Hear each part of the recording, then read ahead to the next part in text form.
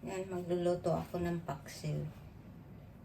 Una kong ilalagay to. Ano ba yan? Niniko sa Japanese yan eh. Garlic. Tapos ito naman, sugar. Luya. Luya sa Tagalog. Tapos, yan ang pinakailalim. Ito ng isda. Kasi paksiw siya eh.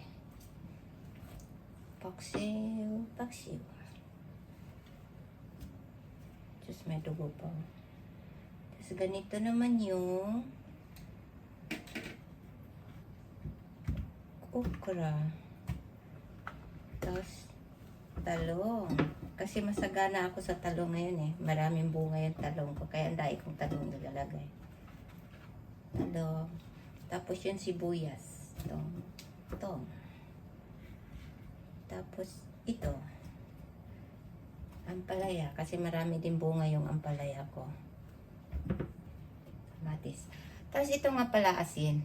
Ginagamit kong asin pink. Yan, matutunaw naman yan eh. Pag kumukulo. Tapos, hindi ako gumagamit ng suka. Ang ginagamit ko ito. Kalamansi.